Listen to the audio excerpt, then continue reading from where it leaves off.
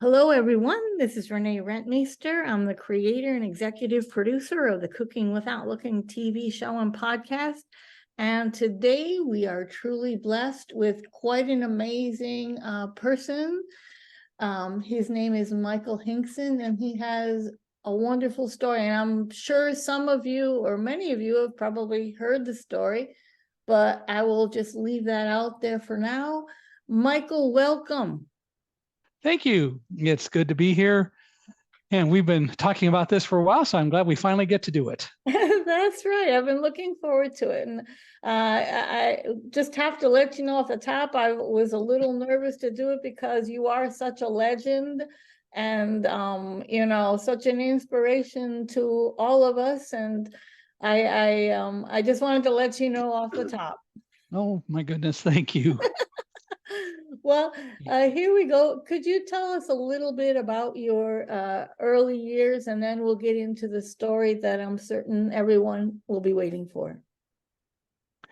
I was born in 1950, and I have actually been blind my entire life. I was born 2 months premature, and I was put in an incubator with a pure oxygen environment, which caused a condition at that time known as retrolental fibroplasia. And I don't really remember how to spell that, but if you go online and get my book, Thunderdog, the story of a blind man, his guide dog, and the triumph of trust, it's in there and you can learn how to spell it. Okay. But now they call it retinopathy o prematurity, which is, I guess, a little easier to spell, but nevertheless. So it was discovered at about 4 months of age for me that I was blind. And the doctors told my parents to send me to a home for handicapped kids because no blind child could ever grow up to be anything but a drain on society, and they wouldn't want that, and it would mess up the love that they had for my older brother. And my parents said, "You guys are wrong."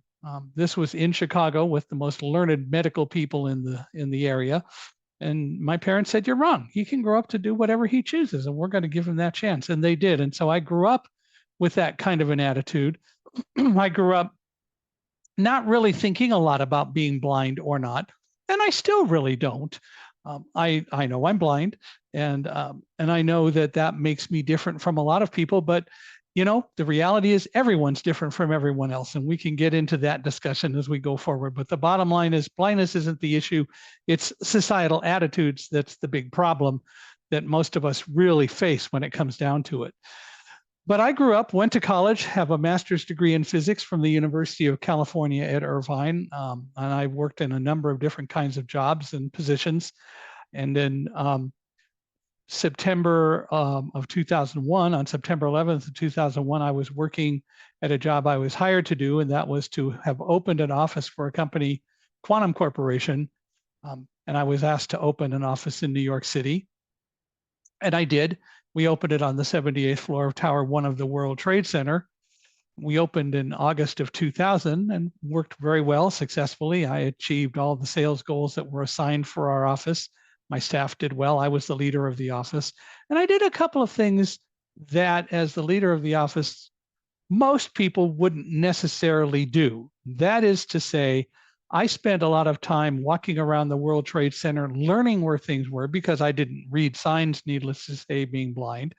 I didn't have that luxury, but it was even different than it being a luxury. My belief has always been that knowledge is power. And so walking around the World Trade Center was important to me to learn where everything was, and also spending time with the New York Port Authority police, police department in general, emergency preparedness people, safety people. I learned everything I could about the World Trade Center, including what to do in case of an emergency. Why? Because I was the leader of an office. I ran the office for Quantum. And so sometimes I could be in the office alone. Sometimes there might be other people with me, either staff or guests. And I always felt that it was important for me to know what to do if there were ever an issue, so that I could deal with it. I couldn't rely on other people necessarily. I wasn't able to read signs. And if we did happen to have a fire and there was smoke, who's going to be able to read the signs anyway? So for me, it was an important part of my existence to know exactly what to do at any time, including in case of an emergency. And so I learned all of that. And what that really did for me was created a mindset, although I didn't realize it at the time. And actually, it took years before I fully understood what had happened. But I had a mindset that said, you know what to do if there's an emergency. And unless something is just falling on top of you and there's nothing you can do, you can get data and decide how you're going to behave. Now, a lot of people would say, well, but you really couldn't get a lot of information because you're blind. Balderdash, sports fans. Blindness has nothing to do with it. I have other ways of getting information besides seeing. And the sooner people start to recognize eyesight isn't the issue, it's their attitudes about eyesight.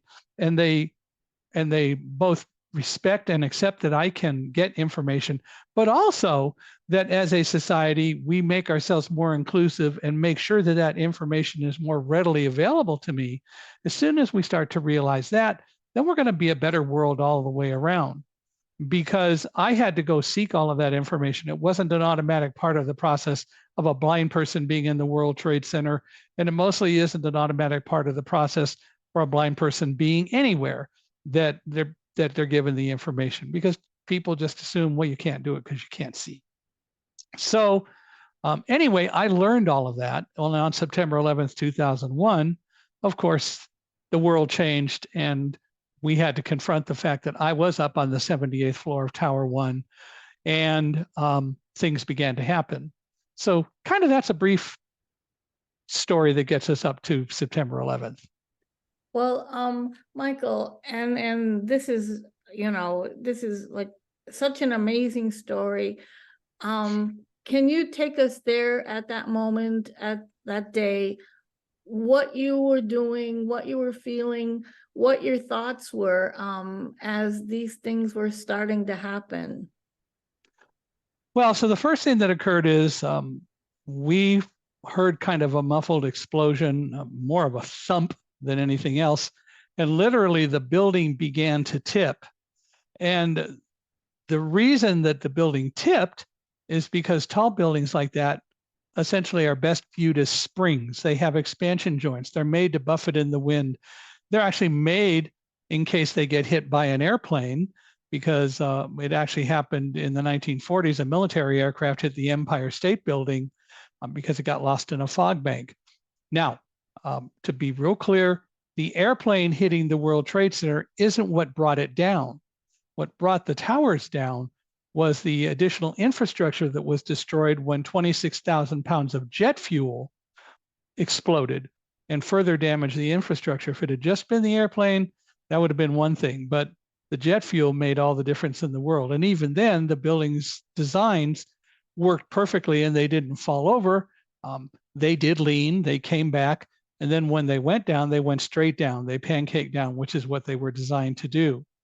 So on September 11th, we heard this muffled thump, and then the building began to tip. And people always say to me, oh, they ask if I knew what happened, and I said no. And they said, well, of course you didn't, you couldn't see. Get that out of your heads, folks. It had nothing to do with, get that out of your heads, folks. It had nothing to do with what I saw and didn't see. The airplane hit 18 floors above me on the other side of the building. The last time I checked, Superman and X-ray vision were fiction. The fact is, no one knew what was going on our side of the building. Going down the stairs, all the way down the stairs, 78 floors, which is what we had to do. And I'll get back to that. But we had no idea. Nobody on the stairwells had ideas because we didn't happen to be anywhere where we could know. So what happened was, after the building tipped and came vertical, a colleague, David Frank, who was in our office that day, because he was going to be working with us, we were going to be doing sales seminars teaching a bunch of our reseller partners how to sell our products. And David was asked by me to get our guests to the stairs. I said, don't let them take elevators, because David looked out the window and started seeing fire and smoke above us. And he said, we're on fire. We got to get out of here. And I kept saying, slow down, David. No, we got to get out of here. There's fire and smoke above us. And I kept saying, slow down. Our guests began to scream. They moved toward the exit. Then they heard me say, slow down, wait a minute. And they stopped. And David kept saying, we got to get out of here. And then finally he used the big line. You don't understand. You can't see it. The typical reaction of a light-dependent person who doesn't know what they're talking about. I don't mean to sound arrogant, but it's important that people understand. it wasn't what I wasn't seeing. It was what David wasn't seeing. I believe David when he said he saw millions of pieces of paper falling outside our windows and that he saw fire and smoke above us. But what David wasn't seeing was that I had a guide dog named Roselle with me. Roselle was afraid of thunderstorms, but Roselle was exhibiting absolutely not a single bit of fear at all, which told me that whatever was going on wasn't such an imminent threat to us at that instantaneous point in time that we couldn't try to evacuate or deal with it in a little bit more orderly way. So I finally got David to focus and I said, get our guests to the stairs. Don't let them take the elevators because you're seeing fire. And if there's fire, it could very well, and in fact did, get into the elevator shafts, and that could injure or kill people. Well, David got our guests to the stairs. He came back. We swept the offices. We went to the stairs and started down. I began smelling the fumes from burning jet fuel. And it took me about 4 floors of descent before I realized finally that I was smelling burning jet fuel. And I observed it to others around me. And they said, yeah, that's what it is. We were trying to figure it out. We must have been hit by an airplane. You see, we didn't know. And those people weren't blind, but they weren't anywhere near where any of this happened.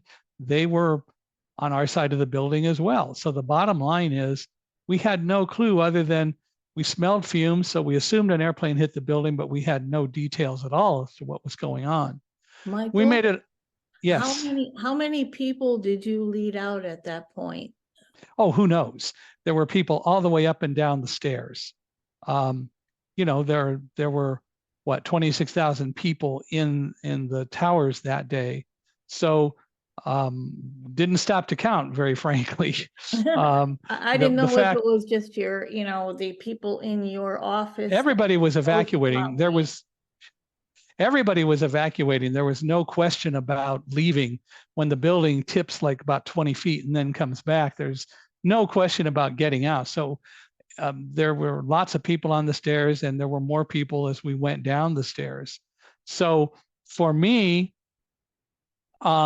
what I did as we went down the stairs was just encourage Roselle. What a good dog. Keep going. What a good girl. Good, Roselle.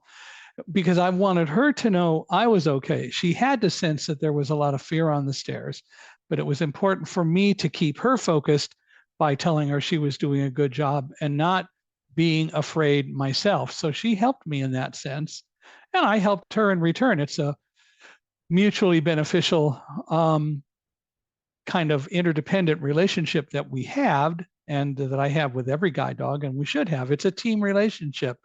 And so we worked together, and people followed us. When you said led people, it wasn't intentional, but lots of people told me later, we heard you keep telling Roselle what a good job she was doing. You were clearly calm. So we just followed you. And so we did help a lot of people go down. At one point, David stopped on the stairs and he said, Mike, we're going to die. We're not going to make it out of here. And I just said, stop it, David. If Roselle and I can go down these stairs, so can you.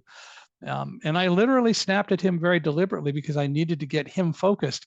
The last thing we needed on the stairwell was panic. Right. There were a few times that people started to panic a little bit, and several of us worked to always get through that. But when David said that, I said, stop it. If Roselle and I can go down these stairs, so can you. And he told me later that brought him out of his funk. He did something that to this day, I still think is one of the most important things that happened on September 11th. He said, I got to take my mind off this. I'm going to walk a floor below you and just shout up to you what I see. Is that okay? Well, I didn't mind. So I said, sure, that's fine. Did it really matter? Yeah, I don't think it did, as it turns out, but it was still what he wanted to do, and it was fine. However, what happened was we were about the 50th floor, and by the time I got down to floor 49, he was at 48, and he shouted up, hey, Mike, I'm on the 48th floor. Everything is good here. Going on down. I got to 48. Mike, I'm on 47. All's good. Keeping going. And he did that all the way down. Why do I mention that? Because what David did, whether he realized it or not, was gave a voice for everyone within hearing distance to hear that someone was okay. Right. 46th floor, all's good here. So anyone who could hear him had a voice somewhere on the stairwell that said all's good, above him or below him. They heard 45th floor, all good. And he had to have helped lots of people stay focused going down the stairs. Whether he realized it or not, that had to be the case. Anyway, we kept going down and finally made it to the bottom. We met firefighters along the way and we continued down. They went up. That slowed us down a little bit because they took up part of the stairwell. But also when we got to the bottom, there was only one door out. So we actually got from floor 78 to floor 30 in about a half hour. I'm sorry, about 20 minutes, from about 8:50 when we got to the stairs until we got to the 30th floor at about 10 after 9. I remember checking my watch. That's when we met the firefighters. And then it took longer because we were moving slower down the stairs because there was more traffic with them coming up. Why were they coming up carrying all of their equipment, which we learned that they were? Because where would you put emergency equipment to help the firefighters when they're going up the stairs? Let's say you put it on the 79th floor and fire broke out on the 78th floor. They had to carry their equipment up with them. They had packs with probably 60 pounds or more of equipment each, and they had shovels and fire axes and oxygen cylinders for breathing and all that. They had to carry all that up with them. And so all the people who passed us had that stuff. So anyway, we went down, we finally made it to the bottom and we got out into the lobby, and people weren't being allowed to leave to the outside through the doors from Tower 1 into the outside. Later, we kind of learned that was because above there, people were jumping and we weren't going to be allowed to go out there. So we were all escorted or encouraged to go through the complex out of Tower 1 into the main part of the World Trade Center complex, which was a shopping mall, through the complex, and eventually to a door as far away from the towers as we could be, out into the plaza between or around the towers. And so we did that, got outside, and then David looked and said, "Mike, there's fire in Tower 2. We had no clue about what was going on. We had no idea what had occurred. We didn't feel any bumps or any noise when we were in our tower, our stairwell going down, but there was fire. And all we were told was leave the area. Nobody was telling us what happened." And I understand that they didn't want to cause panic. But for me, and they didn't know me, right? But if they had, they would have understood, for me, information is invaluable and power, and I'm not going to panic with information. But they didn't know me, so nobody ever said anything. So we didn't know that another aircraft had been crashed into the tower. So we walked over to Broadway. We walked north on Broadway on the west side, or as you're going north, the left side of the street. We got to Vesey Street when we stopped, and David said, "I want to take pictures of Tower 2. I can see the fire real clearly up there." And he did. And so he was taking pictures. I tried to call my wife, Karen.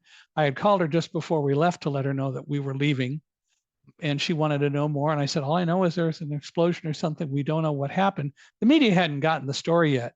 The building was struck about 8:45, or they say 8:46. It was only like a minute or so later that I talked to Karen, long before the media got the story.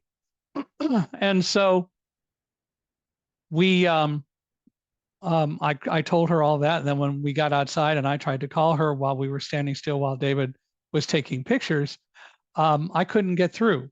Of course, now we know that loved ones were saying goodbye above and below where the fires were, and the circuits were tied up.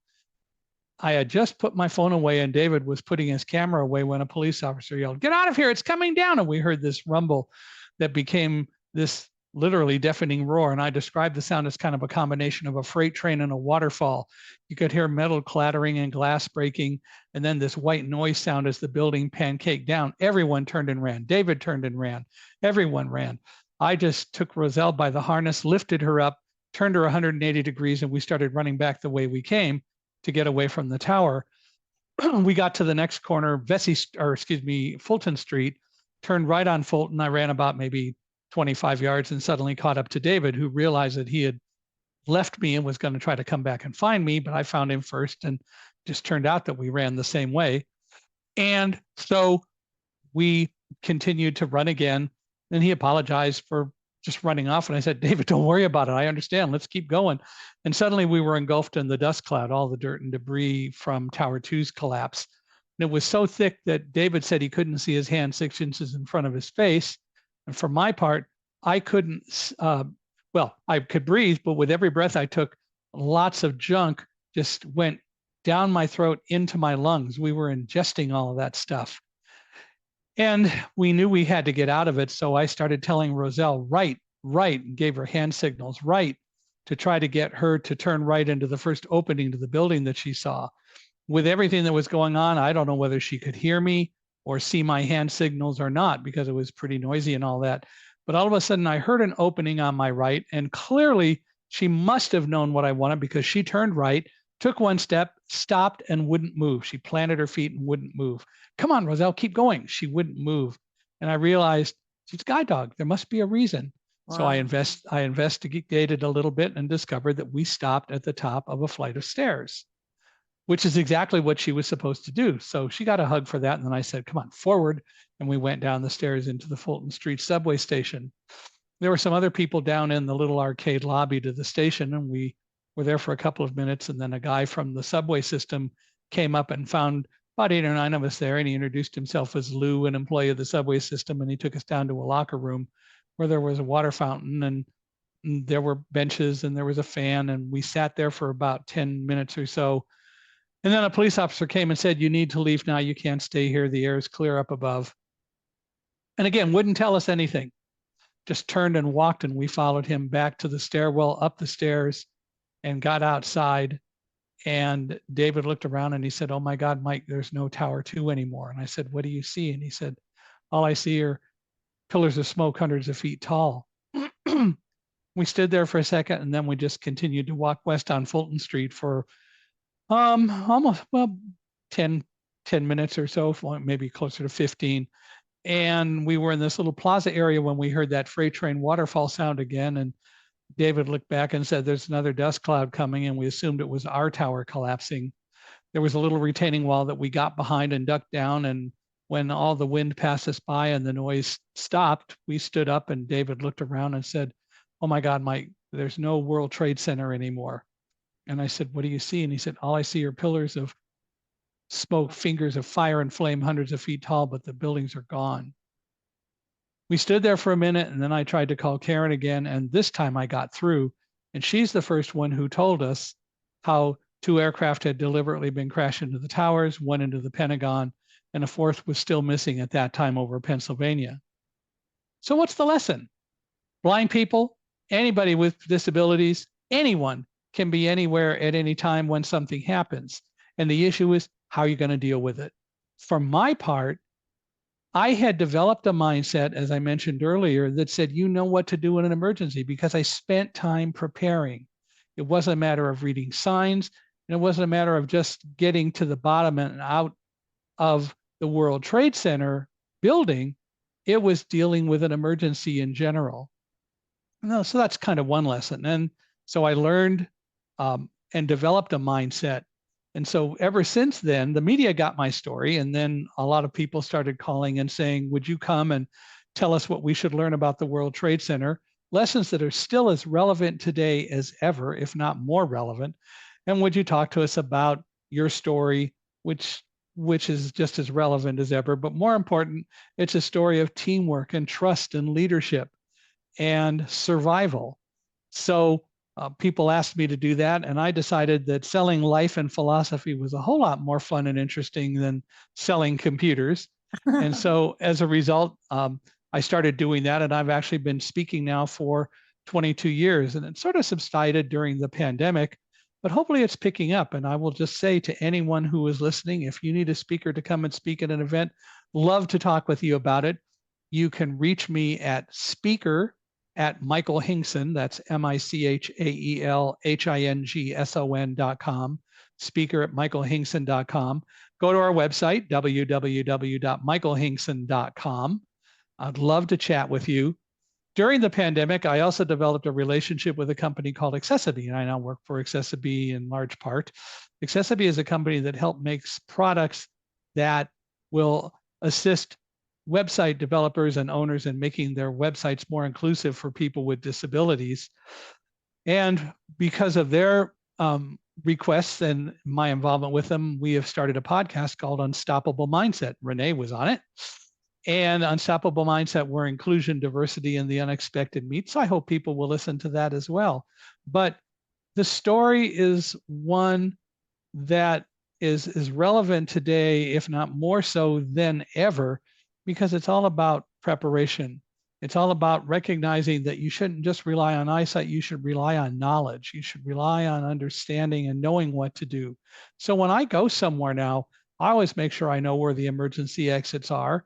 I know what I can about evacuation procedures, but I also know that it's even more important just to remain calm and focused. And that the real lesson to learn from the World Trade Center is don't worry about what you can't control. We didn't have any control over somebody doing what they did on September 11th, and no one has been able to demonstrate to me yet that we really could have figured it out. However, what we always have control over is how we deal with what we face. So we couldn't have controlled the World Trade Center happening, but we do have control over how we deal with it. Do we panic? Do we not? Do we focus? Do we know what to do, or do we not? Those are things that we do have control over. And so if there's one lesson that we should take away from what my story is all about, is you do have control over how you deal with things. And that's something that you can prepare to address, and you can learn to prepare to address. And in fact, that brings up that I've begun writing a new book. I mentioned Thunderdog earlier, which was published in 2011. It was a New York Times bestseller. We're writing a new book called Live Like a Guide Dog. The true lessons that I've learned will make guide dogs about how to deal with life and emergencies and so on. And it will be published next year. And so it is all about helping people to understand that they can learn not to be blinded by fear, but they can learn to control fear and deal with it as a powerful tool to help, not hinder them. That's So right. that's the story. Well, that's truly an amazing story, and thank you for telling us firsthand, because we can all go online and read about it and hear about it, but it's great to hear it directly from you. Did you ever get ill from were there any effects after this? Fair question. No, not directly. One of the things that we did is my wife and I talked about that. And so I went to the doctor and we got on a regimen of antibiotics for a few weeks just to play safe. 3 years later, Roselle became ill with an immune-related disease called immune-mediated thrombocytopenia. You can learn to spell that in Thunderdog. But it's a disease where the immune system attacks the platelets in the blood. So it causes them not to be able to coagulate.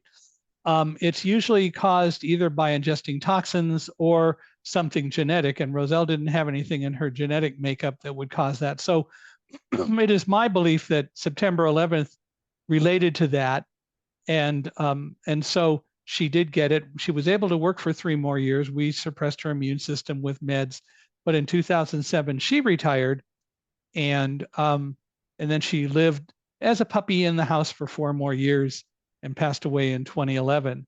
So I think that her illness, although I can't scientifically prove it, I believe that her illness was caused because of September 11th. But nevertheless, she did have a good life. And I have not had any illnesses from it, probably because in part I took the antibiotics that the doctor suggested to play safe. Sure. Well, that makes sense. Well, Michael, since this is Cooking Without Looking, and we found a way that we sort of bridge people between sighted and non-sighted world, and so that we can understand one another in sort of like an easygoing way. Tell us about your recipe. Well, as I mentioned, I have a simple recipe for garlic bread. I have a pet peeve with a lot of people who make garlic bread. They may put some little bit of butter and a little bit of garlic powder on, and they call it garlic bread, but it doesn't really have as much flavor. So here's my recipe. Take preferably sourdough bread, and I actually use sourdough bread from a company called Wild Grain, which is in Massachusetts. They started during the pandemic.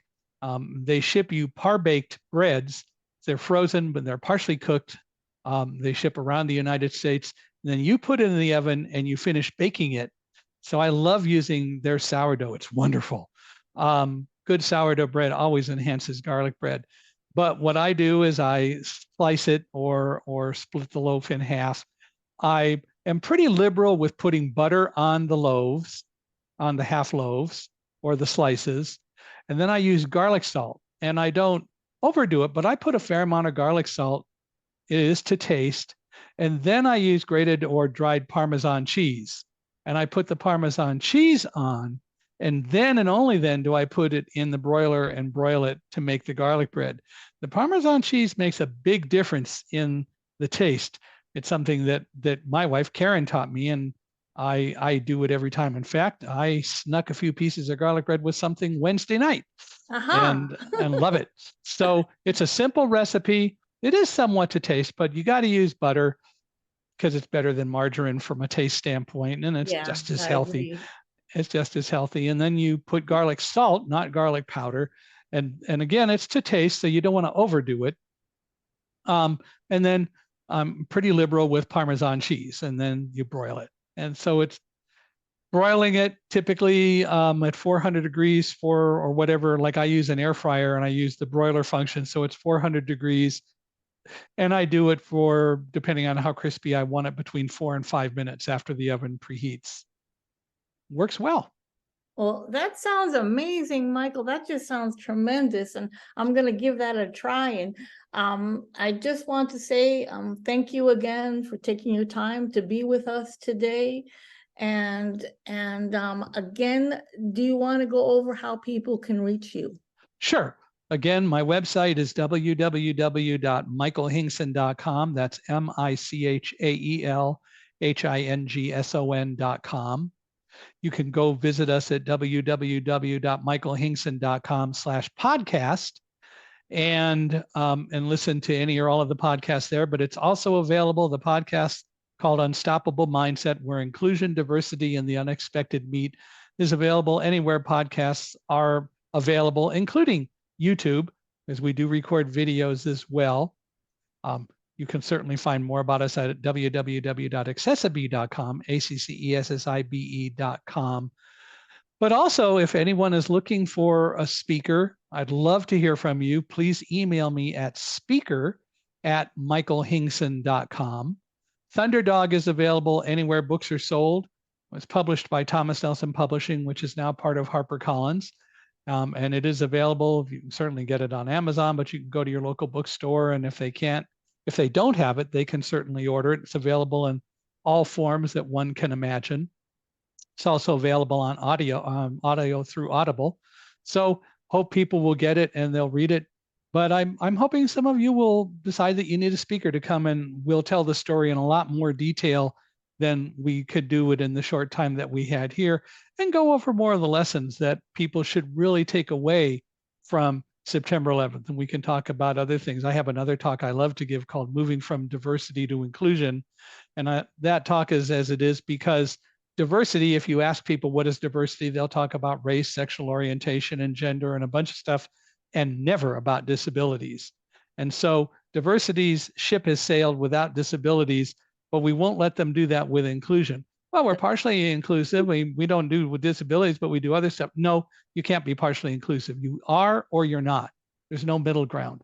Invite everyone to the party, right? That's a physicist talking. So inclusive is a quantum leap from you are to you are. I love it. Well, thank you so much, Michael. This has been Michael Hingson. I'm Renee Rentmeester, creator and executive producer of the Cooking Without Looking TV show and podcast. We're at www.cookingwithoutlookingtv.wordpress.com. You can reach out to us and you can listen to this podcast anywhere you get your podcasts. If you have an Alexa, we're also available on Alexa machines. And you can also go to our YouTube channel, the Cooking Without Looking, the YouTube channel, and on Twitter, Cook Without Look, which is now X. So again, thank you so much for helping us change the way we see blindness. Thank you, Michael. Thank you. It's been a pleasure. Yes, it has.